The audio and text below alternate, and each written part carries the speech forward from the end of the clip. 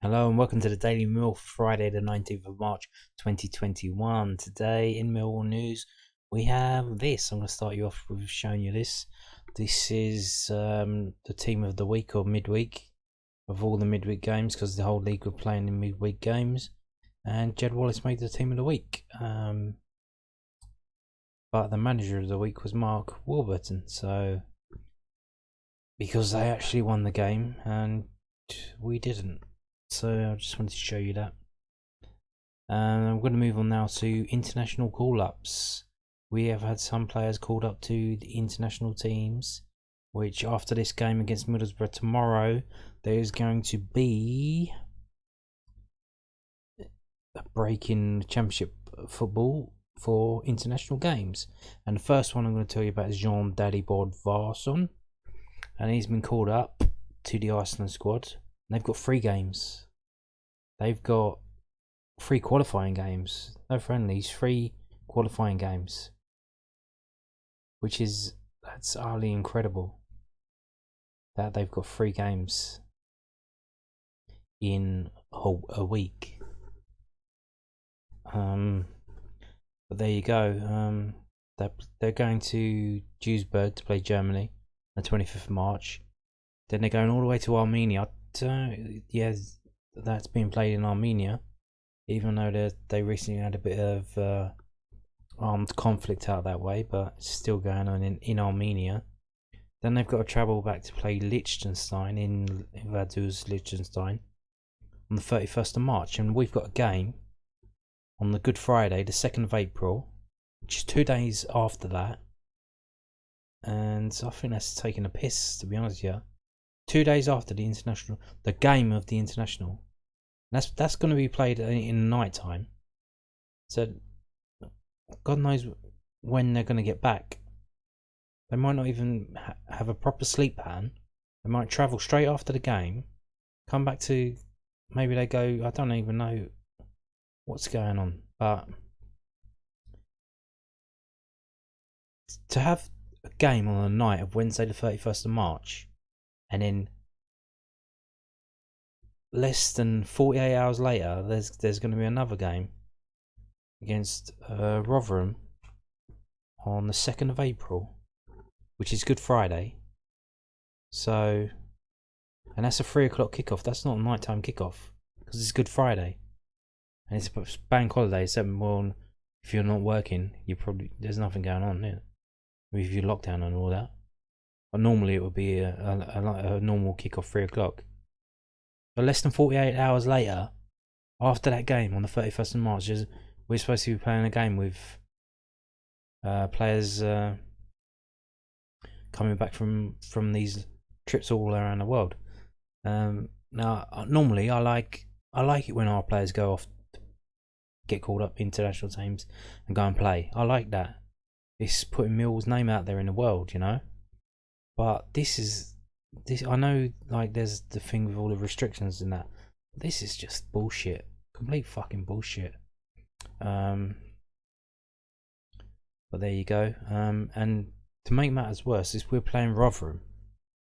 So I don't know if they have any international players. I don't want to dismiss them, but I'm sure they might have 1 or 2. But if they don't, then it's an advantage to them, isn't it?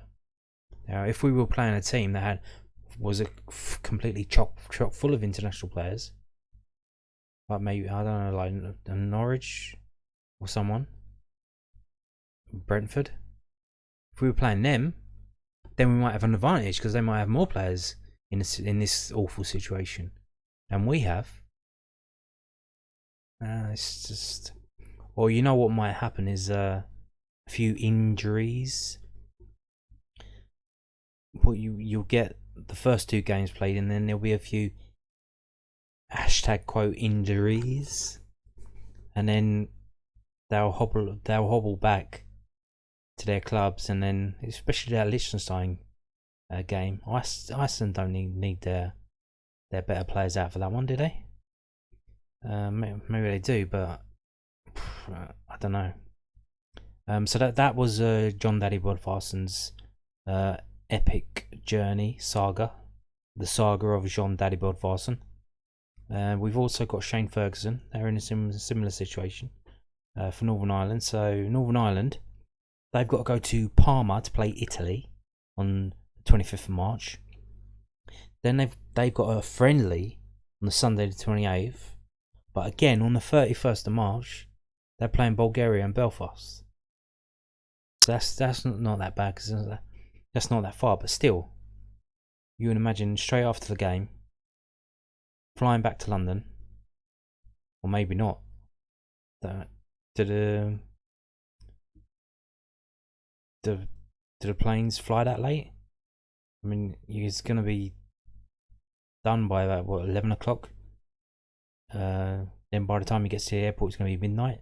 Do they have midnight flights from Belfast to London? I doubt that they do. So I'll have to wait till the next morning. Get back in London on Thursday afternoon, Thursday night. And then Friday at 3 o'clock, there's a game. Although Shane Ferguson is out of favour of Rowett and he hasn't been playing, but still. So that's the squad there. Shane Ferguson, he's listed as the defender, fourth or fifth one down. So there you go. They got 3 games as well. And last but not least, we have Marlon Romeo, who is in World Cup qualifier for the CONCACAF team Antigua and Barbuda, and he is travelling halfway around the world to play. And this is a really tough situation they've got there. They basically, it's really unfair to all these small little island nations, that they basically make them jump through hoop after hoop to get through, and it's basically a closed up shop. I'll show you that in a minute, but first I want to tell you that. So Antigua and Barbuda, on the 24th of March, they got to play Montserrat, and that game is actually being played in Curacao, I believe. And then on the 27th of March, they play the US Virgin Islands in Bethlehem, Upper Bethlehem in the US Virgin Islands. So that's not too bad. I don't think they have a friend now. I think it's just those 2 games. So on the Saturday the 27th. So there's plenty of time to come back from that. Halfway around the world for Marlon Romeo. But you see, so the standout team in Group A for Antigua and Barbuda will be El Salvador. And they basically, what they do is they make these teams jump through hoops just to get through. They've got, what happens is only the team at the top of the group goes through. Only that. There's 5 teams in the group. You don't even play each team home and away. It's just you play each team once, and that's all stitched up to. So El Salvador have got the next best team, which you would say would probably be either Grenada or Antigua and Barbuda. So El Salvador get a sweet little group, and they get 2 home games against the 2 best teams in the group that could unsettle him. And the whole thing is a complete stitch up. And you can see, so if they do manage somehow miraculously, which what they're probably going to have to do is draw against El Salvador or manage to beat them. Which, when you go into these places, if they've got a crowd there, it's going to be like it's going to make the Den seem like a children's playground, you know. It's going to make the Den seem like a women's institute meeting. Because when you go into El Salvador, Guatemala, these fans are crazy, absolutely crazy, very hostile. So what they'll have to do to get through just this group is probably draw with El Salvador and then smash the other teams, smash Grenada, smash Montserrat, smash US Virgin Islands, and then hope that El Salvador don't smash the other teams as much as they do, so they can get through on goal difference by drawing with El Salvador and then out smashing the other teams in the league to outperform them. So that's the trickiness that they've got to get through. So then you imagine, oh well, after that, it's sweet, isn't it? No. So what happens then? is they need to whittle it down even more to just 3 more teams. So they've got the 6 groups, and it's only the winner from each group. But then they go and the winners of the groups play each other. So we've got Group A. So the winner of Group A is Marlon Romeo's group, and they've got to play the winner of Group F. So that's likely to be Trinidad and Tobago. But it could be one of the other teams. It's not that cut and dry. Trinidad and Tobago have kind of gone off the boil a bit since their heyday and when they qualified for the World Cups, but they're still a clear favourite for that group. So then, if Antigua and Barbuda manage to go through all that, where they draw with El Salvador or beat them, and then smash all the other teams in their group to get through on the goal difference, squeak through, then they get to play Trinidad and Tobago home and away. So then, after they've done all that, then they get to meet the Giants, who have been gifted a sweet bye through to the 3rd round, and then they have to play all of these massive teams home and away. So there's only 3 of those, that whole list of teams that I just showed you, and get through. All of these teams, only 3 of them will go through to the final boss battle against the mighty teams in the CONCACAF section of USA, Costa Rica, Mexico, Jamaica, and Honduras. And then they've got to finish in the top 3 out of all of those teams. Which, so then you've got 5 teams already there. They're the 5 best teams in the whole area. They've got to not be better than at least 2 of those to squeak into 3rd place, to knock them off. It's incredibly impossible for them to do that. Although if they do manage to just beat one of their teams and get into 4th place, then they have to they go to a qualifier with another team. I think it's Asian team, I'm not too sure, but there you go. So that's what Marlon Romeo is starting his journey, and what I think you'll find is that if they get good results against what usually happens is if they get good results in these 2 games, then they'll bring back all the top tier players like Marlon Romeo for the next games in June.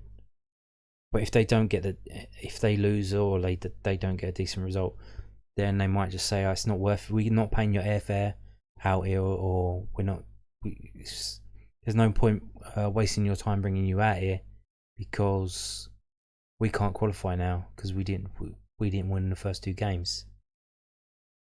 There's no point. Although they might just do it to get up the seeds, but they need to get out of this first round of seeds and then get higher up so they get into one of these places, and it's virtually impossible to do that because in order to do that they'll have to go through all the qualifying and then outperform these teams and then go to the World Cup and have a really good World Cup just to get knock probably Costa Rica or Honduras down. So it's nigh on impossible. But there you go. So those are the international call-ups for Millwall players this week. Jón Daði Böðvarsson, Shane Ferguson and Marlon Romeo. One player who was not called up is Danny Mcnamara, because there is an under-21 tournament this summer, but the Irish did not qualify for it. So by the time the next tournament swings around, of course, Danny is not eligible to play. He would have been eligible to play in this summer's tournament if the Irish had qualified, but he's now 22 years old, so that's it for him. So he has to wait until he gets called up to the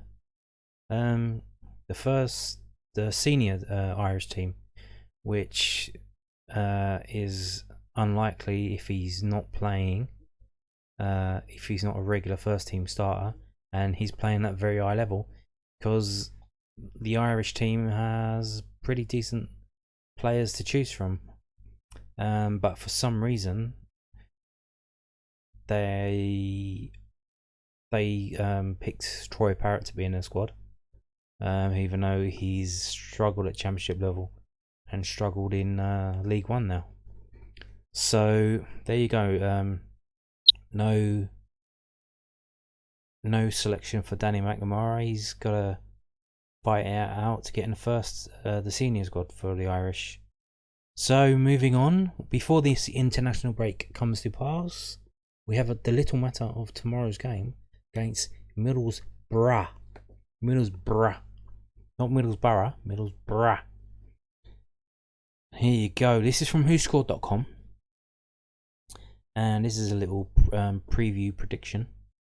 Team news: Millwall Scary out could make a number of changes following Wednesday night's capitulation, with Sean Williams and Murray Wallace both in contention for recalls. Ryan Leonard is nearing a return from an ankle injury, but this game will come too soon for him. And apparently Conor Mahoney might be on the bench. That could be a possibility as well.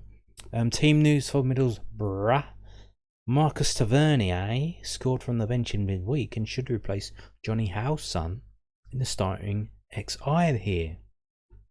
One other change is on the cards for the away side, with Ashley Fletcher pushing to replace Chupka Apcom up front. And match facts: there have been over 2.5 goals scored in 8 of Middlesbrough's last 10 away games. That doesn't sound good. Middlesbrough are undefeated in their last 6 matches against Millwall in all competitions. Oi, that doesn't sound good either. Prediction: Millwall headed into half-time against London rivals QPR, leading 2-0, but the Lions capitulated in the second 45 as a late Jordi Wood there header condemned Gary Rowett's men to a 3-2 defeat. The home side remain in 10th place, but have won just 2 of their last 7. Middlesbrough win cruise control on Tuesday night as they sealed a 2-1 victory against a free-for-all in Preston side.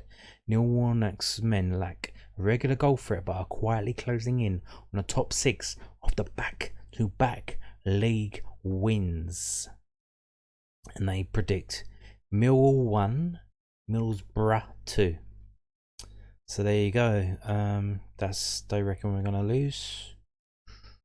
Yep. So moving on to actual past situations. The last 7 playings of this fixture of a home game of Millwall versus Middlesbrough. 2 have been won by Millwall, 3 have been won by Middlesbrough, and 1 has been a draw. And there is a massive, absolute wallying that we got in December of 2014, 5-1. The most recent one was a 2-0 win to Middlesbrough. That was in July last year. And there's only been the 1 draw, that was 2-2 before that in 2018. But there you go. The table as it stands now, Middlesbrough at 8th, you can see there. Millwall in 10th, so just behind. Form table, let's have a look. So in the form table, Middlesbrough 6th, Millwall 14th. That's due to one change of if you switch one of our losses for a win, then we'll be even. So it's pretty similar, not too bad, but the goal difference, you see, +3 for them, -2 for us. So there you go. Anyone on a streak? Win or draw, Middlesbrough on 2. Clean sheet, they're on a 2-game clean sheet streak. So there you go. And there's all the losses and whatnot. I'm not going to read through them all because it's kind of boring. I'm going to finish up today with this from David Prutton of SkySports.com, and his prediction is Millwall 1, Middlesbrough 1. So there you go. They differ. They diverge on their predictions. We have 2-1 prediction by WhoScored.com and a 1-1 prediction for David Prutton. And I think it depends on the side that depends massively on the side that Gary Rowett puts out. He basically put the same team out 3 games in a row without making any significant changes. The only change he made was one that was forced on him by changing Malone. If he doesn't change it against Middlesbrough, then we got a little bit of a problem. Danny Mcnamara could come back in, although you would think with Marlon Romeo going on international duty that he would play Marlon Romeo and then maybe rest him when he comes back against Rotherham on the Good Friday. He could bring Murray Wallace in, drop Alex Pearce, bring Billy Mitchell in, move George Evans back in defence. He looked a lot better when he's in defence, though he was listed as like a midfielder who can also play in defence, but he was a lot better in defence. But then he's playing on the right of defence, and Hutchinson is looking really, really pretty good when he's out on the right side of that back three. So if you move him in the middle, or you put George Evans in the middle, I don't know. I don't really know. We'll see. I don't know. I'm not sure. I think we're going to lose. We lost to them 3-0 earlier in the season. Probably I could see similar again. 3-0. Maybe. We'll see.